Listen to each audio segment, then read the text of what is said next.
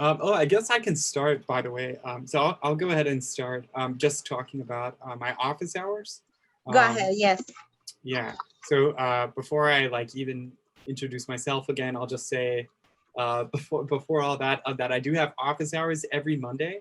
You can come here between the hours of 6:30 and 8:30, and you can ask me any questions that you might have. You can ask me any questions about software development. You can ask me things unrelated to building applications. I'm a working software developer, so I can hopefully answer any questions about even professional career kind of questions or just anything about coding, really. And then since we have Marina here, I'll also mention she also has office hours, specifically as the entrepreneur residence at the library. And Marina, if you want to mention your hours too. Yeah, I would love to. So my office hours are Tuesdays from 4 to 6 p.m. And Thursday mornings, so from 9 a.m. to 11 a.m. And you can email me anytime. I will respond. It's marina@dreamkitapp.com. That's my venture, and I can chat about that in my introduction after Paige is done. Awesome. Yeah, thank you so much. And also, I can be emailed as well. But let me show first how to use the office hours. It's super simple. So thank you so much. Yeah, no problem. Yeah, so I just use this link here. It's calendly.com/coder. So that's assumedly me, -NHFPL. And if you go here, you just click this link and it'll take you to the calendar. So you can see it's every Monday. And if you just click on these sessions, you can book any of these 4 blocks. They're all 30-minute blocks. So that's how you do that. And I can also be emailed at, I think it's coder@nhfpl.com. I think, Celeste, if you could put that email in the chat, if you remember it, that would be good, in case anyone wants to use that. Okay, so that's me. We already live, so whenever you want to start again presenting yourself, that would be awesome too. Awesome. Okay. All right. Well, so to get started, I'll introduce myself again. This is the second session, but in case there are some new people here, some people that are just getting started, I'm Page Swanson. I'm a professional software developer. So what that means is I write code on a daily basis, and I do so for a small company. We write financial software. So that's kind of my background. I've been doing that now for a little over 3 years. And then before that, I was in school. I did a 4-year degree in computer engineering. So that's kind of my background. And if Marina, you want to introduce yourself really quick, that'd be great too. Yeah, cool. I'll keep it quick because I know you all are here for Sean. Whoa, Paige. Oh. But hey, everyone, my name is Marina Manmalejo. I am not a coder, but I run a tech nonprofit. So it's an app called DreamKit, and we support young people in New Haven experiencing homelessness. They learn skills on the app. They get paid up to $50 a week, and then we connect them with employers. So coming from a non-technical background and having a bunch of people on my team, some of them being software engineers and developers, and learning how to at least acknowledge the baseline understanding of what it means to create an app, run an app, launch it on app stores. I want to be a resource to all of you if you are not a technical founder and have an idea and a vision and want to be able to leverage a team and have developers join you and build that partnership together. I can absolutely tell you how I did it, how I navigated New Haven, the free resources that I've been able to leverage. I'm absolutely a resource, as Paige was saying. I have office hours. Let me know. I'm happy to help. This world is intimidating and beautiful and exciting. So we can navigate it together because I can empathize with folks who feel overwhelmed. So that's me. I actually have to jet, but Celeste, if you can throw, and I'll email you all this, throw my email in the chat, our website, so you can learn a little bit more about DreamKit, and happy to meet with any and all of you. So thank you for inviting me to this space, and Paige, have a great session. Okay, thanks. Yeah, thank you so much, Marina, for just joining for a few minutes at least and telling us a little bit about DreamKit and your experience as an entrepreneur. Thank you so much, Paige, for being here again, second session. Thank you, all of you, to be here. Today we have 11 attendees, so welcome back and welcome the new ones. I'm Celeste, for anybody that doesn't know me. I work at the library as well, in Nativescript, and I will be helping with the chat. If we don't get to all the questions, hopefully, yes, I will email back, or I will try to answer everything I can. And maybe I won't stop Page all the time, but maybe at the end, I will make sure that we actually answer everything. Great. Okay, awesome. Yeah, thanks. So let's go ahead and get started.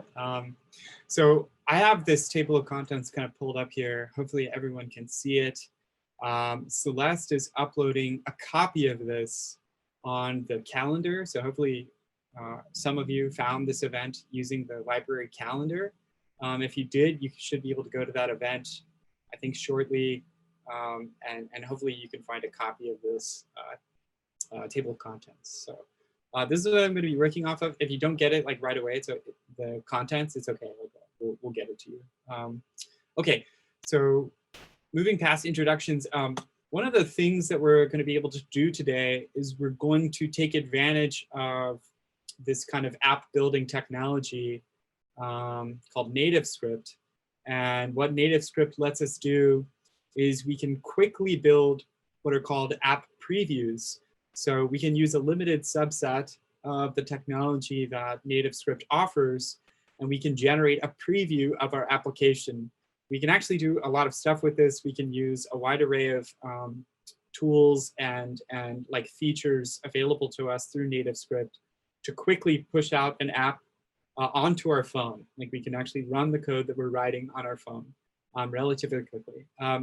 So we'll need two things to do this by the end of the day. It's okay if you can't, get this and follow along, on the dot. I'll show you on my phone kind of as we go. So you could potentially replicate these steps on your own after the session. It's totally okay but I thought I'd throw it out there while I'm talking through some of this stuff. Maybe you can get these two apps downloaded. These are on both Android and iOS. So. But yeah, okay, so let's go ahead and move on. I wanted to address some of the survey responses, just like kind of briefly. I know people were asking for specifically, I think the main piece of feedback was like, we moved a little quickly, and I think everyone felt like they couldn't get the links that I was providing. As we mentioned really briefly at the beginning of the session, I just wanted to say, like, I'm gonna try to get all of my notes from that session, and I'll kind of like trim them down and make sure it's only like necessary stuff, and I will get those out to you, just like I'm getting you this table of contents. So that's really all I had. I know some people, there was also some like questions about, how much code would be involved. I know at the introduction, we talked more about like options for application building, but I guess want to help answer that to say, there should be a lot of code involved. I mean, we're going to create an app of some kind. I'll try to let a lot of the attendees actually like influence what we build, but yeah, we're not going to talk so much about like the sort of entrepreneurial side of the business side of app building. We are going to try to like, yeah, produce this app with code. So hopefully that answers some questions. If you are not like prepared to learn how to write the code to build the app or something like that, that's totally okay too. And I think we should move at a pace that, I'm not going to be able to cover everything about writing code, but I certainly will try to get you to the point where you can confidently like start working with apps, mobile apps. So yeah, hopefully that kind of like answers a couple of the questions. And feel free to, again to reach out to my email with any more questions that you have. Like I'm always happy to address additional questions. Okay, so this first item that I kind of wanted to address. So like last week, we talked about a lot of different options for building applications, specifically applications that would be like mobile ready. So that means like an application that we write code for, and when we have the finished product can run, it may be able to run in the web browser, it may be able to run in other places, but primarily we're interested in building an application that can run on the phone. And so there are a lot of options to do that, and we settled on Nativescript. And there's a couple of reasons why, like, it's kind of an advantageous like tool or like technology. But I tried to list out a couple of the reasons here, but the main things I wanted to hit on is that, you know, we can use JavaScript and CSS to do this. So what this means is these are both what are called like open source technologies.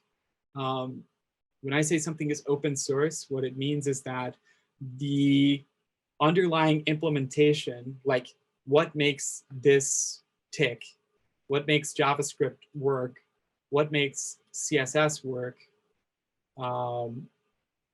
it's all available for like public view, so to speak. So anyone can go and they can understand how JavaScript works. They can understand like the code behind JavaScript, like why it works the way it does.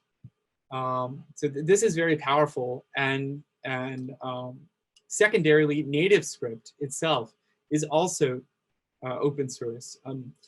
Free and open source sometimes get like misconstrued. Sometimes you'll see them put together. One does not necessarily imply the other.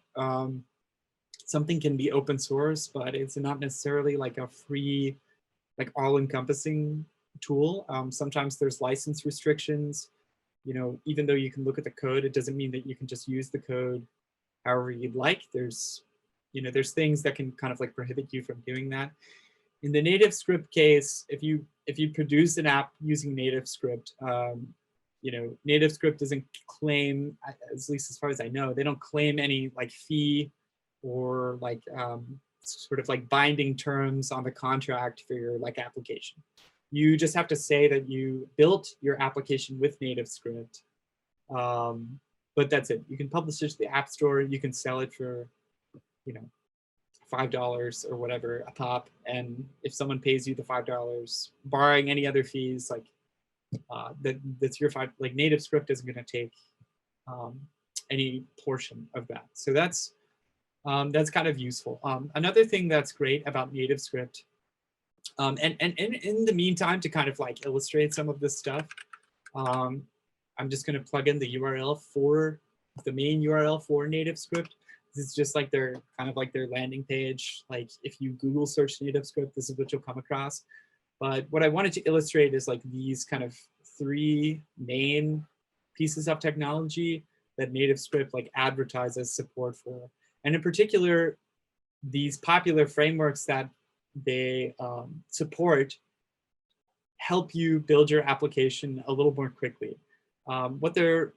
What I'm talking about here is like these frameworks in particular. So like Angular, Vue, and this isn't so much a framework as just a collection of technologies that these two are built on top of. It's not super crucial to like be able to differentiate these at this moment. We're going to end up using Vue.js, but I just wanted to briefly touch on like why this is so flexible. A lot of people produce web applications using Angular. A lot of people produce web applications using Vue, and everyone produces web applications using JavaScript. It's in fact what it's required for a web application on a modern browser, like the one I'm using right now. So I'm using Firefox. Firefox is going to use JavaScript. It's going to run JavaScript code when you load a web page, if that web page is using JavaScript. So these two frameworks make the process of writing JavaScript a lot easier if you're trying to design pages with buttons like these cards. Like you have a lot of tools at your disposal if you use something like this, and so that's another reason why this is advantageous. Coming back to this, ultimately Nativescript is going to produce what's called a native app. Some of the other like ways of building sort of like apps with web code for mobile, and when I say web code again, I'm referring to using like JavaScript and CSS. What they actually do is they basically just build a little container, and then inside of that, like on your phone, is actually just a browser. This is great because you can use code that will work anywhere else. So you can build a web app like like Twitter, for example, or I guess Twitch TV, yeah, is another web app. So Twitch.tv, if anyone's familiar with this, for like viewing streaming like content, you can view streamers. Like this is like a web application. So like this web application has a bunch of different features. It allows us to like watch different streams. You know, we can follow people. Like there's all kinds of like features for this application. Similarly, if I were able to run this web application on a phone, if I wrote all of my code using web code and I used a framework like Nativescript, which I can like which I can take advantage of to write web code, I could reuse a lot of my code basically for the phone. So Twitch TV, they make their website. It is a web app, right? It has a lot of features. They write some code for it. They could potentially reuse that code for their mobile app, like on their phone or for your phone. They could reuse a lot of that code to put it on the phone. That's the advantage of this. Otherwise, if you don't use a native application framework or like a web application framework for mobile, you might have to rewrite a lot of code. So this is another really big advantage. The other reason that I picked Nativescript for us to kind of learn with is that it has this kind of like web-based playground environment, which I'll be introducing shortly here, for previewing applications. So like we'll be able to write some very simple code and we'll be able to run that code on our mobile phone very, very quickly in this preview sort of application that Nativescript put together. So all of this kind of combined, like, I think it's really, really good for like iterating and developing ideas. I mean, you may find if you're developing your own app that you'll use a different platform or a different set of tools to build your app, and that's totally okay. But I think it's important to evaluate things like whether something's open source, because you know, that allows you a community of support. Other people can see the same code that you're working with, so you can get assistance and community that way a lot faster. Obviously, if something's free, that has a lot of advantages. And if you're using code that everyone else is using, namely like JavaScript, or even something like Vue.js, you have a lot of community support around that too, because like JavaScript is one of the most popular languages for writing code that there is. So there's a lot of support for it. So I'm gonna move on here, whoops, to this second section. And I'm also gonna leave up the top just in case you forgot the name of the app. So if you're trying to download that in the background. So moving on specifically to Vue. So like why, like what is the use of Vue? Like why specifically are we going to use Vue with Nativescript? Why wouldn't we just use JavaScript and TypeScript, or JavaScript or TypeScript and CSS? Well, first of all, I wanted to kind of give a breakdown of like the layers of interaction that we're working with when we say we're working with JavaScript, Vue, and Nativescript. I'm going to put CSS kind of to the side, but just know that CSS is a technology for sort of decorating content in an application, or typically it's called styling content. So if we want to make our content look a certain way, have a certain feel, if we want all of our buttons to be blue or, you know, this kind of thing, this is what CSS does. But it's a little bit of a different moving piece in this like kind of technology stack. So JavaScript specifically, to differentiate from Nativescript, which I know is probably really confusing. Like why are they called something so similar? Okay, so Nativescript is like a reference to JavaScript. JavaScript is older than both of these, Vue and Nativescript. Like JavaScript is the OG. So JavaScript is a coding language. Most of JavaScript is used in the web. I think I'm pretty sure. You can use JavaScript outside of the web as long as you have a way to run the JavaScript code. But in most cases, we use a browser for running JavaScript code. So you write some JavaScript, you open your browser, you go to a page that has JavaScript, the JavaScript runs, and something happens. So I'm going to open a new tab here. If I go to like Twitter or something like that, I mean, I don't really have, I don't have a Twitter, so I can't like show you anything in particular. But for instance, there's JavaScript running underneath these like functions on this page. So like JavaScript is needed to like, for instance, take my credentials here. So like, you know, if I had a Twitter, I would put in my credentials and my password, right? And if I click login, it's going to reject it because it doesn't know like what I'm talking about. So this was incorrect. There was some JavaScript that ran to look at my credentials and figure out where to send those credentials so that someone else could figure out whether or not I'm a user. This is like what JavaScript is for. In our case especially. So we're going to be writing JavaScript for our app. So again, it's a language to write code. Okay. Vue in particular, Vue is, you could think of it as like a superset or an extension on top of JavaScript.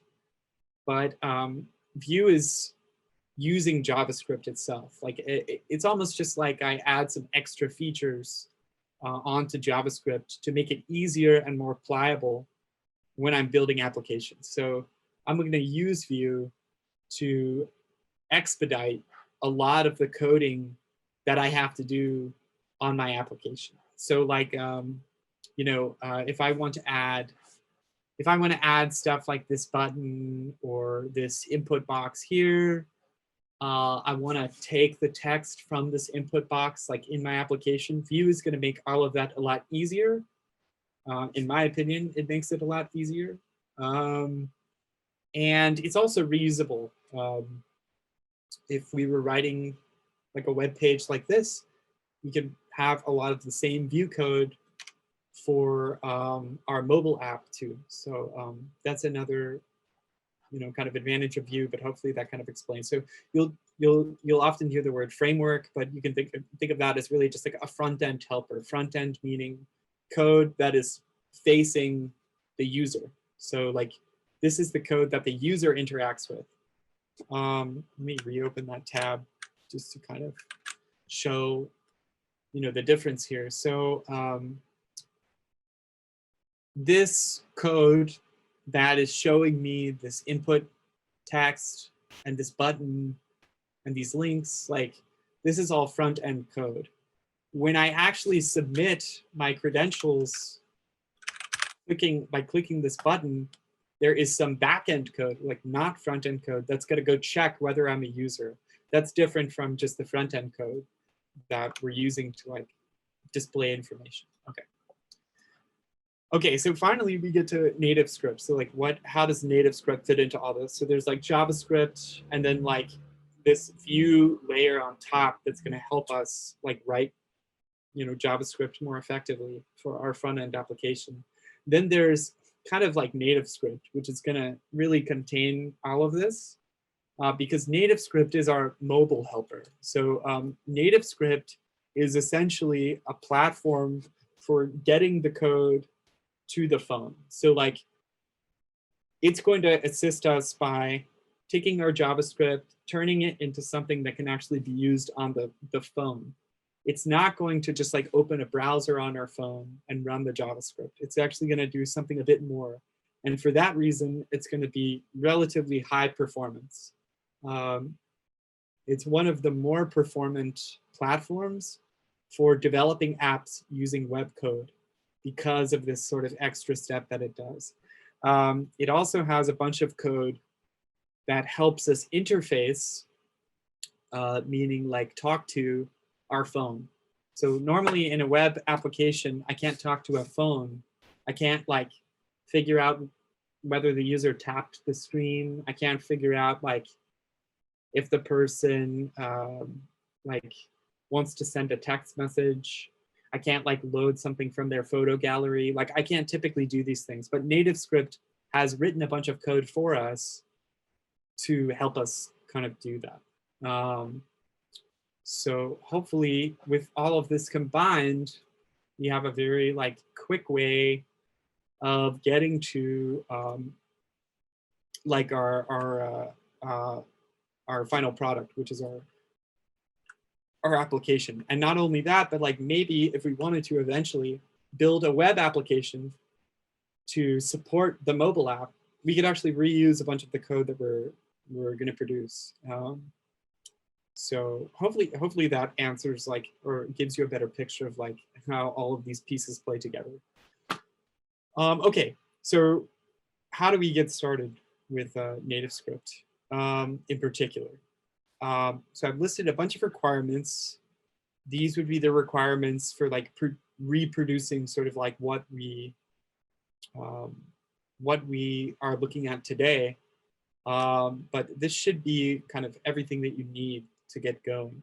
I also want to mention like a habit that I think is good when doing this kind of thing, when doing this kind of like project work. Hopefully most of you are familiar with like kind of using your browser to your advantage. All of these links, I'm going to go ahead and personally, I'm going to bookmark them and put them on my bookmarks toolbar, because I'm going to jump between them a lot.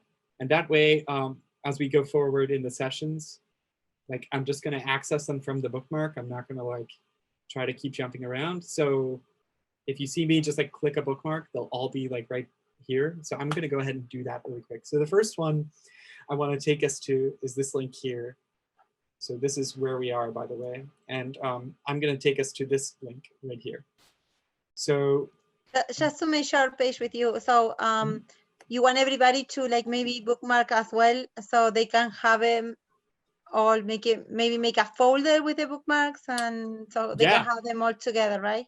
Yes, and I'm going to show, if you want to do it or not, it's totally up to you, how you like to organize stuff. But I'm going to do it, and if you want to follow along, you know, we can all be on the same page. And I did send the link on the chat, so everybody can open the awesome.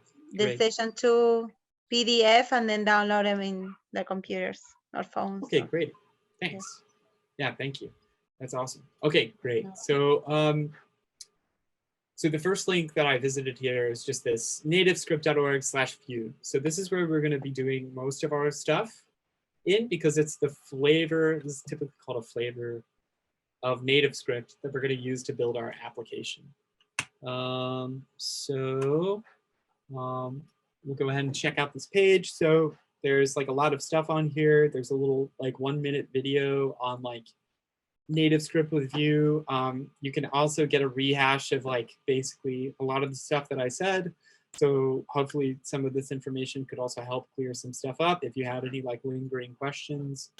So this is going to be kind of like the main page that we're going to be like working from in a lot of cases.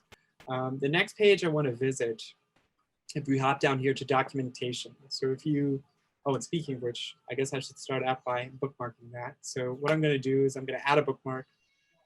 I'm actually going to go to the toolbar here, and I'm going to make a new folder in the toolbar. So in Firefox, I just dropped this down here, and I've made a new folder.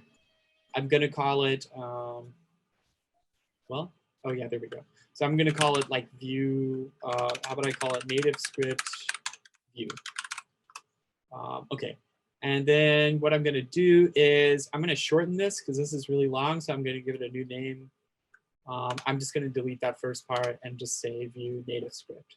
So this is like our main page, and when you see I bookmarked that, if I click the folder, now I can see all of the bookmarks that are in this folder. Okay, so that's like our first link. If we go back here, the next one I wanted to kind of inform everyone about is the documentation page. So this is like a documentation page is basically like an encyclopedia of information relevant to the technology that we're using. Most technologies that you use, especially if they're open source, they may have just a small piece of documentation in the form of what's called a README. So you'll visit the page that the code is hosted on, and it'll have a README explaining what the code is, like how to set it up potentially, and hopefully some examples for using it. So our documentation here for Nativescript View, this has all of that. So this is a really good resource. Really, you could take off with this documentation, and you could really get into some of the tutorials they provide and some of the walkthroughs they provide, and you could like learn a lot that way too. So I highly encourage it. But we're gonna scroll down here. I mean, you can use this like link to jump all the way down, but I'm just gonna scroll from the top past getting started. And if we just click this documentation button here, view the docs, that'll take us to the introduction page. Again, I kind of already talked like a lot about this kind of stuff, but this adds like a lot of verbosity and a lot of additional information that I think you might find useful. So definitely give this a read if you want to. We're going to be on this docs page a lot as well, because this is where we're going to get a lot of information on, you know, if we want to add a button, how do we interact with the button? How do we make the button do certain things? This is kind of where we're going to get that information. So it'll be really useful for us to take advantage of this. So I'm going to bookmark this too. Again, like by default, the folders should just pop up if you're adding a bookmark like that. Again, I mean, this looks pretty good, this name, but it doesn't indicate that it's the docs. So I'm going to add that and go ahead and save it. And if you look, oh, my toolbar went away. Oh, I have it as never show. So I guess I should set it to always show. And now it's back. Okay. So you can see here, right, there are my bookmarks. And in fact, you can even like open in all tabs and it'll just open all of your bookmarks automatically. So it's kind of cool. The next place kind of instructed us to go to is like where we're actually going to do our work for our application. So this is the Nativescript Playground. This is like, again, one of the really nice features of Nativescript. They offer this like web-based playground where you can build your application in the browser and immediately see a preview on your phone. So this is really good. We're going to go to the Nativescript View page. Again, whenever I say this, I'm referring to this page here. Maybe I'll even rename it so that if you see me reference it like that again, you'll know exactly what I'm talking about. Okay, so Nativescript View. So I'm going to click, oh, let me open it in a new tab so I don't lose. Okay, so we're going to go to the Nativescript View page. I'm going to keep this documentation page up for now. We're going to scroll down, and I think it said to go to the Getting Started portion and click the Nativescript Playground. So let's go ahead and do that. So I'm going to scroll down to the Nativescript Playground. Oops. So this, I'm going to click this. Okay. So this is going to do two things. It's going to open the playground. Oh, it's showing some of my previous work. That's okay. This won't happen for you because you'll have never been here. So, oops. I think it's trying to store some of my old data. But that's okay. This shouldn't happen to you because if you've never been there, there shouldn't be a problem. Okay, great. So what you'll do is like when this loads, it's probably going to load like a QR code kind of page. If it loads that, you can just close out of it. That's actually what we're going to use to preview the application.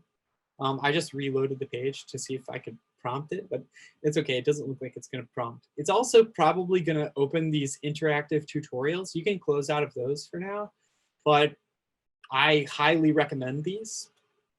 because it's a very good tutorial, and it'll kind of show you what's going on with this editor. We're not going to use this editor too much, more than just using it to preview our application tonight. But I think it's a really good series of lessons, and it goes pretty in depth. And these lessons are all free. So yeah, I think this is like a really good tutorial to use. I just clicked restart to see what it would do. I don't know what it's going to do. Oh, okay. Okay. I guess it's just gonna, yeah, I don't know. It resets it or something.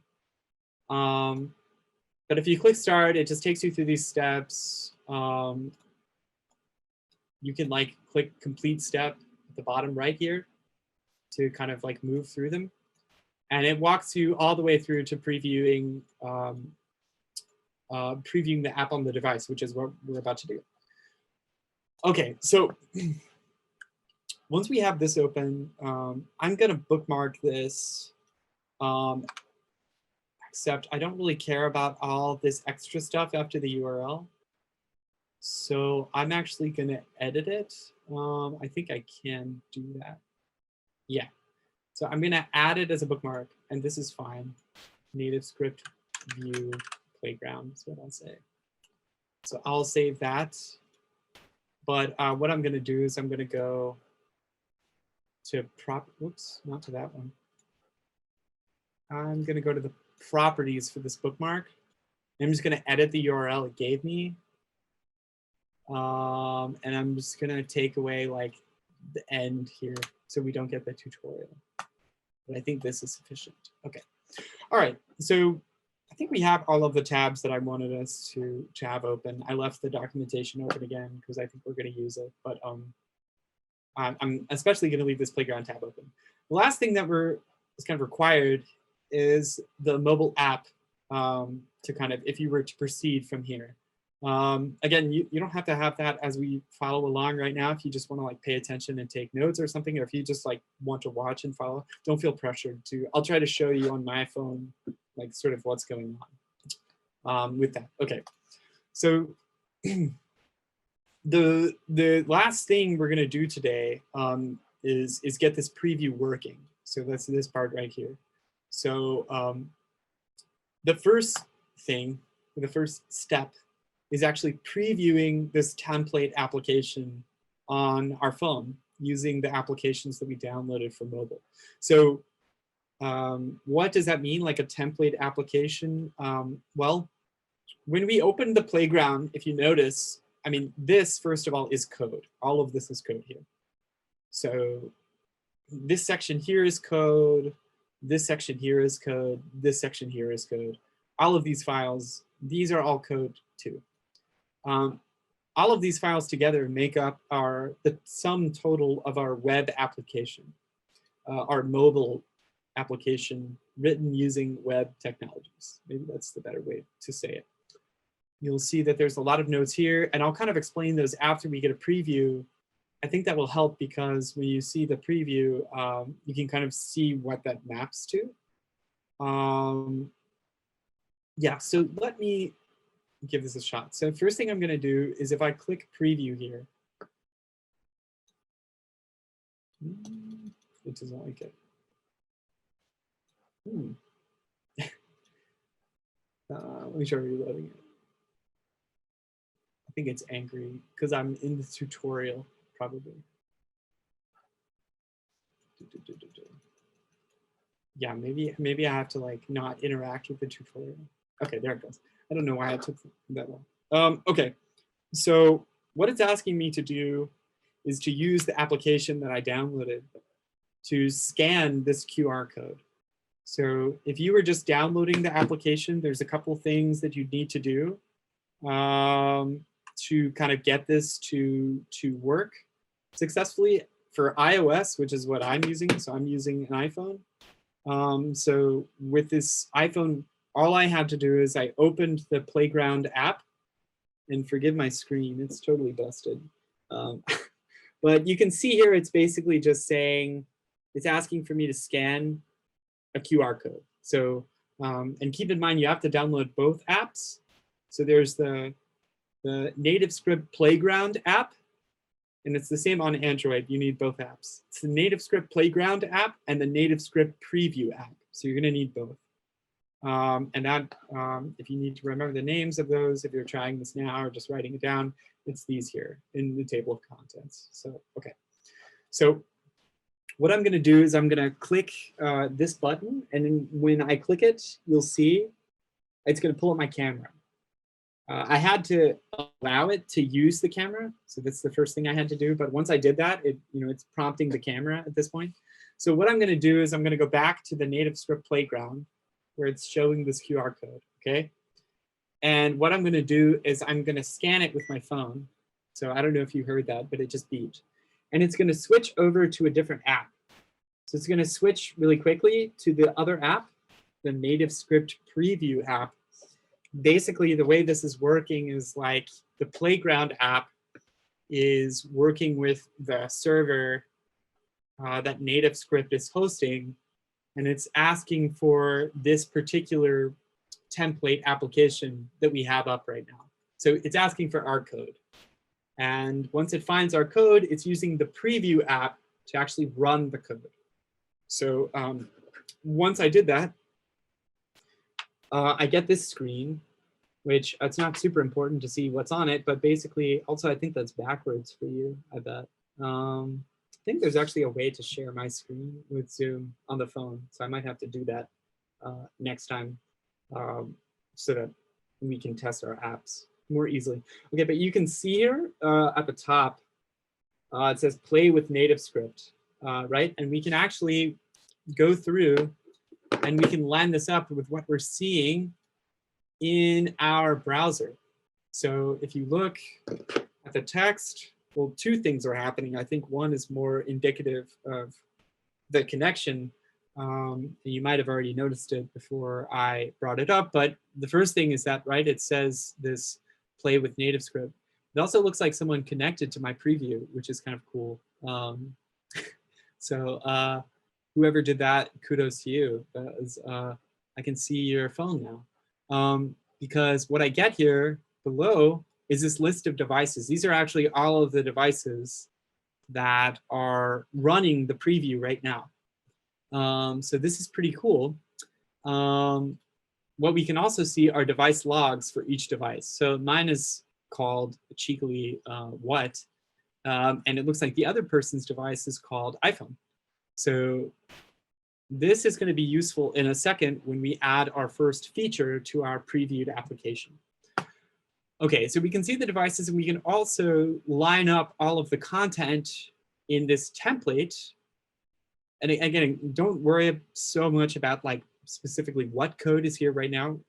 Next time when we start thinking about what we want our unique application to be, we'll start getting into these different sections of code. Or if I have a second at the end, I'll kind of get into that. But you can see, if you look at your preview, and hopefully whoever is connecting with this iPhone, hopefully they can corroborate the same, right? So if you look at the preview, we see the words play with Nativescript. We see write code in the editor or drag and drop components to build a Nativescript mobile application. I know this is backwards, so I'm sorry, but you know, we can see all of this corresponding text, and that's because it's actually previewing this code that we have right here. So to prove that to you, what I can do is I can actually make a change. Okay, so I'm going to say, hi, my name is Page Swanson.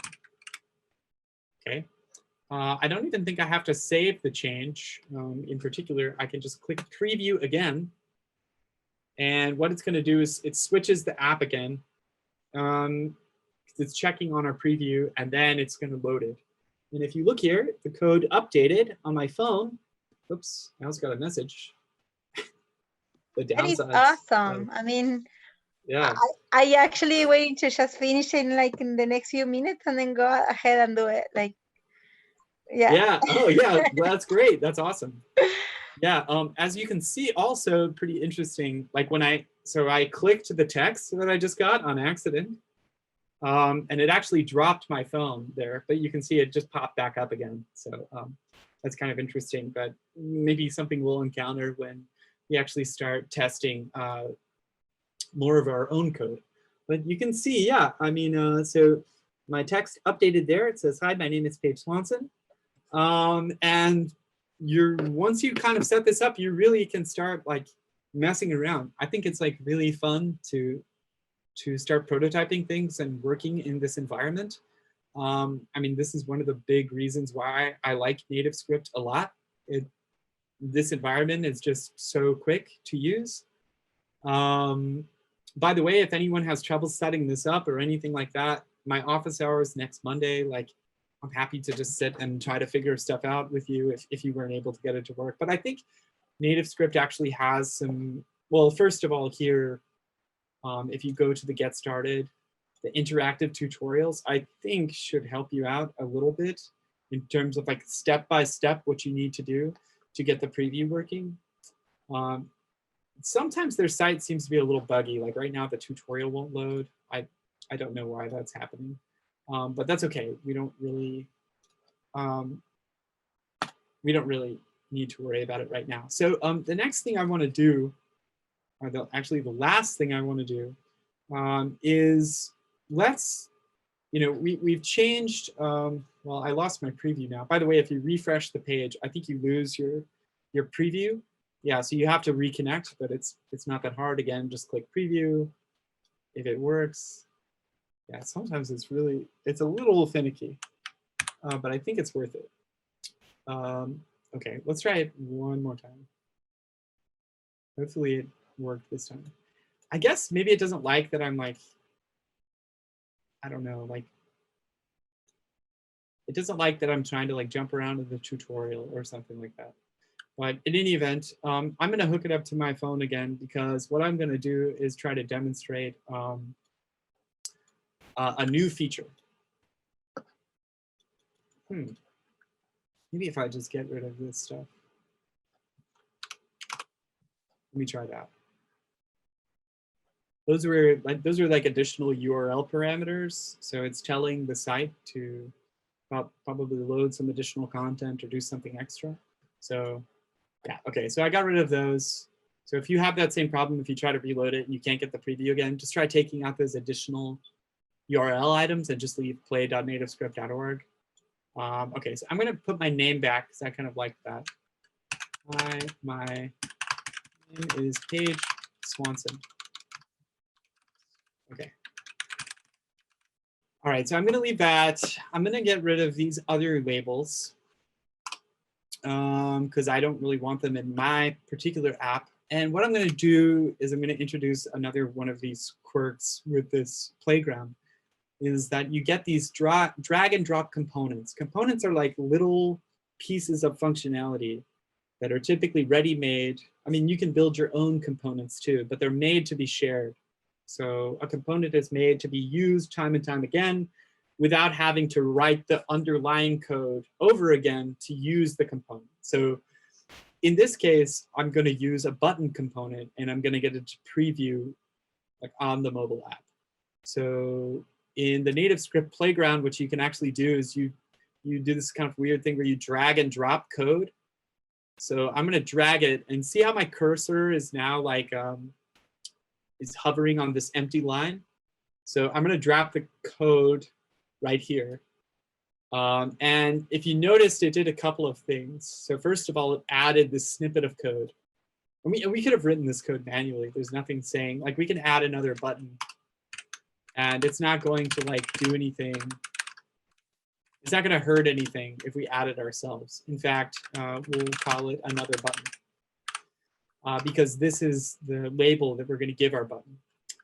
And we're also going to handwrite this little keyword here, tap. As you probably guessed, or maybe if you didn't guess, that's still okay. Tap is part of Nativescript's mobile interface.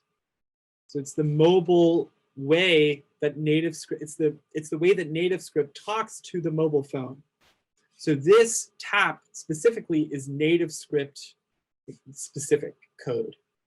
So what it's going to do is it's going to allow us to create pieces of code that will run when we interact with these specific events or these specific little like mobile keywords. So if I tap on the button, it will run the snippet of code called on button tap. You notice here when I highlight on button tap, it highlights the corresponding piece of code down here. It's okay if you don't fully understand like the layout, like why things are written the way they are. Hopefully we'll kind of get into that as we go. But I really just want to show you how kind of things are connected together to begin with. So we're going to add another button. We can have it call the same piece of code when this button gets tapped too. It doesn't matter for right now. But we don't have to do that. We can say on another button tap. We can make our own special event just for this additional button. So this first button, what's going to happen when we press it? This is going to happen. I'm going to make this a little bit prettier because when you try to auto kind of place this code, it doesn't format in the most attractive way. Really what this should look like is like kind of like this. And I'm going to format it in the way that I like. Oops. There's plenty of ways that you can make this look, but I like how this looks. So essentially what this is saying is we have some data. We don't have any pieces of data right now that we're dealing with. Like that would be like values, names, stuff like that. We don't have anything like that that we're working with. So this is just empty. Return just means do nothing for now, because it's just going to return nothing. Okay, this is the important part. We have these methods, our on button tap methods. So what happens when you tap a button? It's going to console.log. What does that mean? It can be kind of different in different scenarios, but in this case, what it's going to mean is it's actually going to spit out some text. When we press the button in our mobile preview, you're going to see some text, and I'll show you where you'll see it in a second. So we've added our button. I'm actually going to add another method, right? Because we added a second button earlier. On another button tap. This is a terrible name for a method, but I called it that because I like to make it very clear that there is another button. I'm going to add parentheses here. This is required for completing the little method. Same thing, you need these braces. And I'm just going to copy the same sort of functionality. Whoops. But instead, I'm going to differentiate these two buttons. So that way, when we look at the sort of output that this produces, we'll be able to distinguish between the two buttons. Okay, so this is done as far as I'm concerned. If I click save, I don't know what the, oh, it did work. Wow, okay, cool. You can log in and actually like save this code. I'm not even gonna do that. I'm not really concerned with saving this code because this is really easy to recreate. And the session is recorded if you want to go back and look at what I did. I'm not gonna make an account because we're not going to work in this playground forever, but what I will do after saving is I'm going to click either here where it says QR code, or I'll click here where it says preview. So I'm going to click preview, and it says that my playground is ready. So my old preview is still up, but since I disconnected, like I refreshed the browser, I guess it like lost connection with that particular preview that I had before. So I'm going to close it. I'm just going to do like a double tap, and I'm going to close that app. I'm also going to close, remember we had two apps open. We had the Playground app open as well. So I'm going to close the Playground too. I'm going to open up the Playground again. So I have a fresh screen here. Okay, it's asking me to, oh, well, I lost the QR code. But look, someone connected. And they are ahead of us. So let's try to see if we can catch up. I'm going to click the QR code again. Okay, I'm going to click scan QR code. Okay, it's scanned. Hopefully you heard the beep. It went away. I'll go ahead and actually just pull it up for anyone that wants to see it. If they also want to scan it, if you've gotten to that point. I think I can actually just click this, don't close. Yeah. So anyone can now scan and connect to this if they want to. You know, feel free. I'll leave it up for a little while in case you do. but I'll take a look at my app on mine and we can see. So it has, hi, my name is Page Swanson, and I have 2 buttons. Okay, so I have 2 buttons here. Okay, so I'm gonna let some more people connect. I'm surprised how few of you are actually pressing the button. Okay, finally someone pressed the button here, because if you look in the bottom, right? Okay, now everyone's pressing the button. We actually get to print this data. So that's why we wrote these functions. Now our button actually does something, and we can see it on the website. Yeah, everyone's get your presses in. Okay. I Okay. think this is like amazing. Like I'm Yeah, it's pretty cool. so happy. Like, yeah, so cool. Yeah, I think it's really cool because there's actually not a lot of platforms that let you do this kind of thing very quickly, it seems. And I encourage everyone, your homework this week, play with this as much as possible. Start messing with, see what you can do with a switch, see what you can do with a progress bar, see what you can do with a text field. You know, if you guys want to like start playing with a switch, I'll generate another preview right now. It's not going to do very much, but I happen to know the syntax for this. I think it's like @switch maybe, or I actually don't remember the syntax, but I'll save that for next time when we want to like start building out our own custom application. Next time, what we're going to do, we're going to go a little bit deeper into like, okay, now that we know that we can preview our app, like what are all of these files? Like how do they come together to like kind of make the app that we see before us in this preview? How do these sections, the template section, the script section, and the style section, how do they all relate to each other? How do they interact?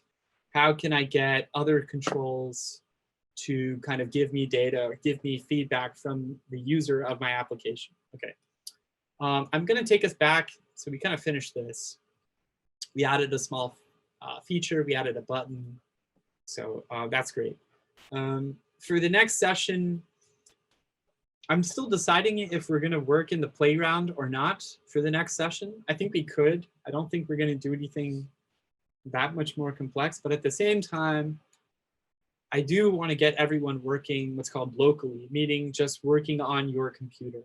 So that means that you don't have to use the browser, but you can generate these same previews, except you'll generate the preview from your computer, and we're gonna use a code editor, which has a lot of more advanced tools to help you write code successfully.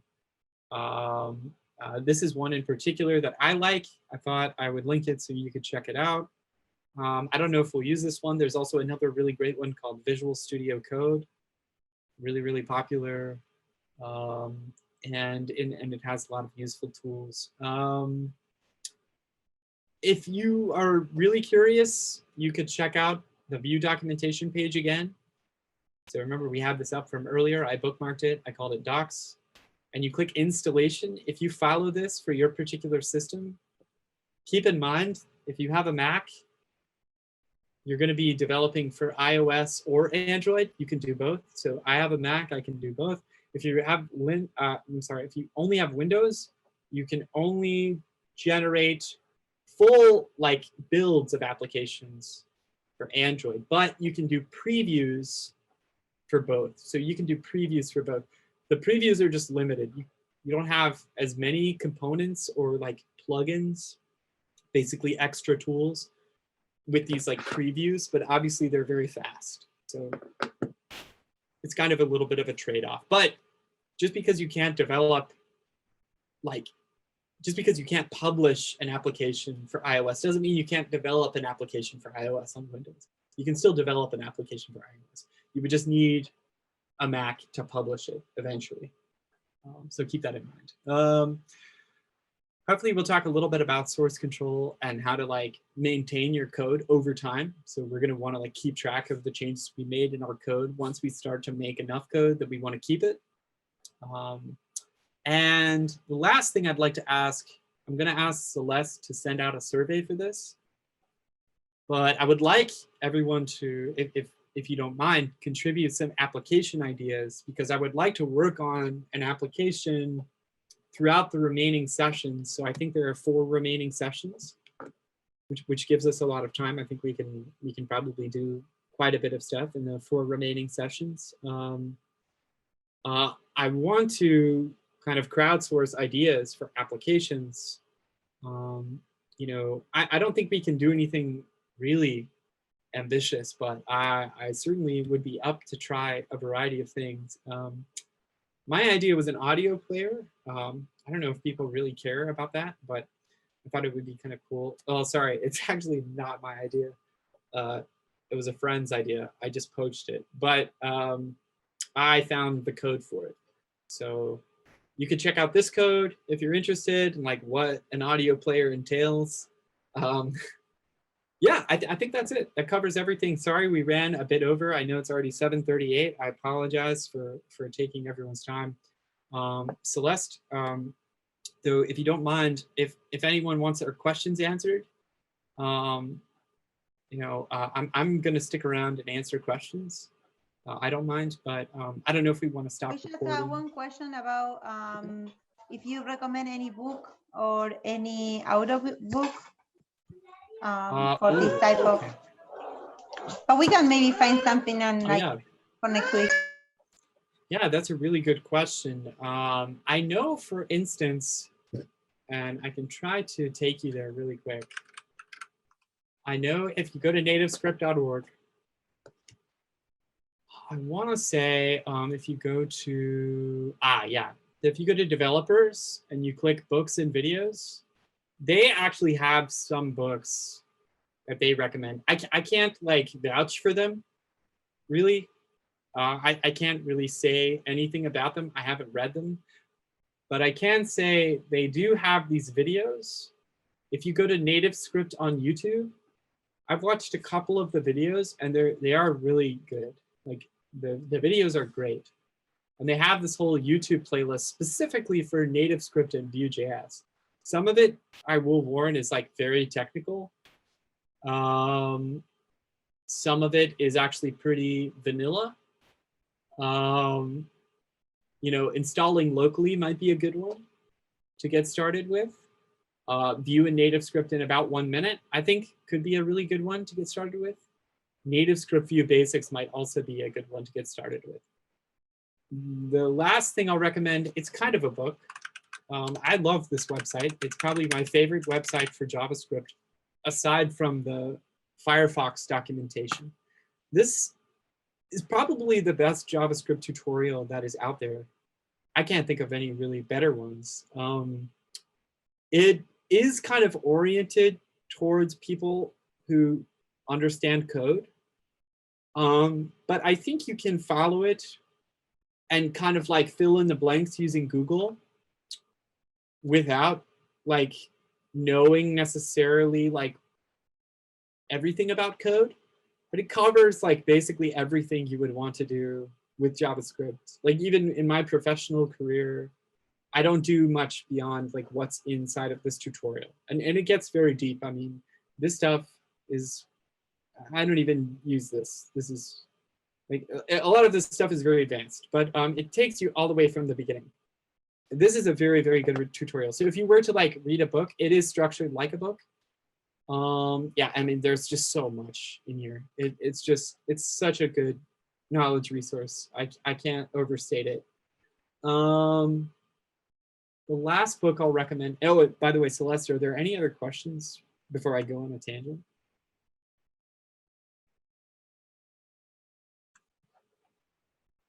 No other questions? Okay. Okay. The last thing I just want to show you, I'll try to link this. Hopefully you guys can see this, guys and gals, and everyone else. I hope you can see this. So javascript.info. Hopefully that's not hard to remember. And again, for these YouTube videos I found, I just went to developers and then books and videos on the nativescript.org site. Okay, so I'm going to close these. And the last thing I'm going to show you, it's called like the nature of code. Yeah, is this it? Okay.